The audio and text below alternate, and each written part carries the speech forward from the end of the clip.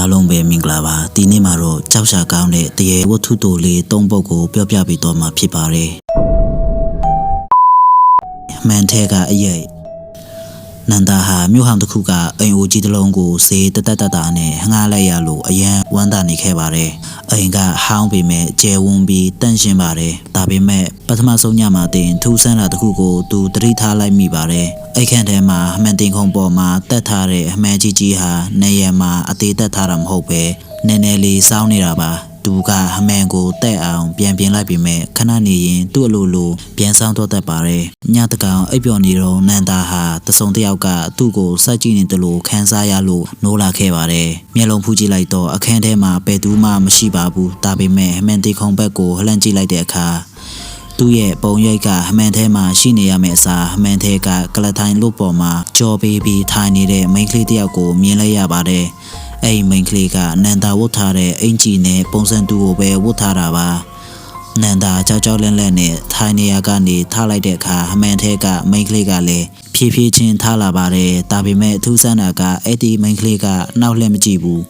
းဖြည်းဖြည်းချင်းအမှန်ရဲ့အတွင်းဘက်ကိုလမ်းလျှောက်သွားပြီးပျောက်ကွယ်သွားခဲ့ပါတယ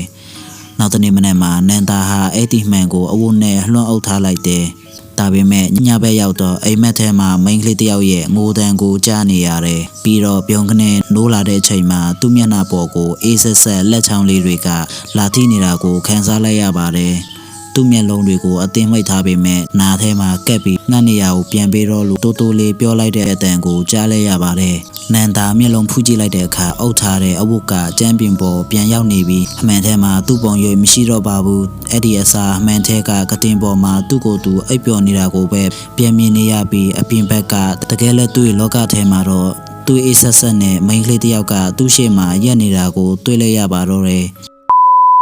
တဲလီကားထဲကတတိယလူကိုမင်းဟာအလုပ်တွေအများများလို့ကုမ္ပဏီမှာညတကောင်ကြော်တဲ့အထိအလုပ်လုပ်နေခဲ့ရပါတယ်တကြောင်လုံးတကူလုံးတိတ်ဆိတ်နေတဲ့အချိန်မှာသူတယောက်တည်းတဲလီကားစီကိုရှောက်လာခဲ့တယ်သူ့အလုပ်ခန်းက12ထပ်မှာပါတဲလီကားထဲကိုဝင်ပြီးမြင်းကြီးထက်ကြီးကိုနှိပ်လိုက်တယ်တဲလီကားကတဖြည်းဖြည်းဆင်းလာရင်၄ထပ်အရောက်မှာရုတ်တရက်ရက်သွားပြီးတကားပွေလာတယ်အပြင်မှာဘယ်သူမှမရှိမှောင်မဲနေတဲ့စင်ကြက်လန်ပဲရှိပါတယ်ကိုမင်းကဆက်ရွရွတာဖြစ်မှာပါဆိုပြီးတကားပိတ်ခလုတ်ကိုအမြန်နှိပ်လိုက်တယ်ဒါပေမဲ့တကားပိတ်ခါနီးလေးမှတင်အေးဆက်လက်တစ်ဖက်ကတကားကြားကိုဝင်လာပြီးပြန်ပွေသွားစေခဲ့ပါတယ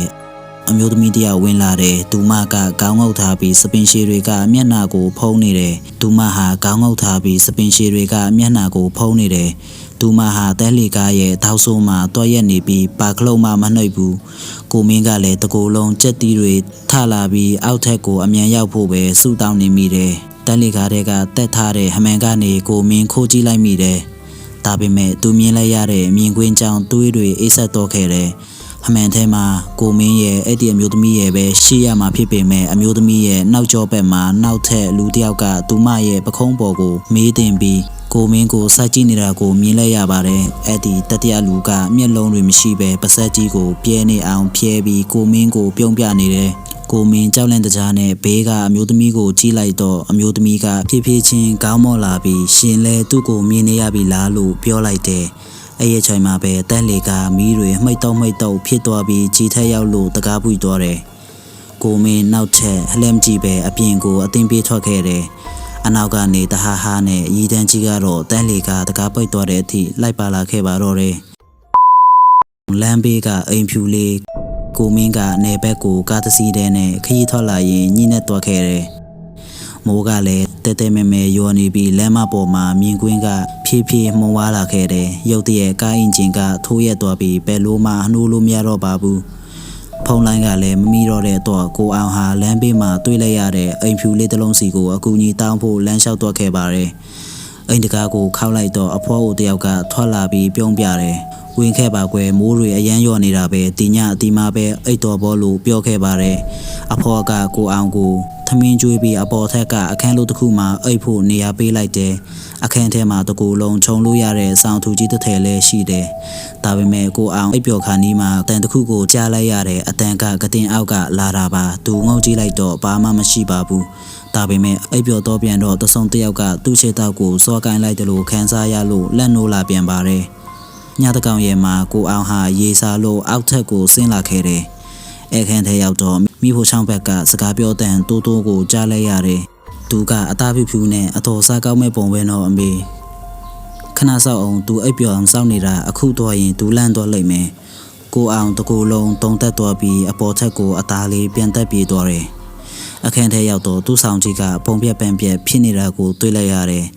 အဲ့ဒီဆောင်အောက်မှာလူတစ်ယောက်ပုံနေတယ်လို့မျိုးဖောင်းကြော်နေတယ်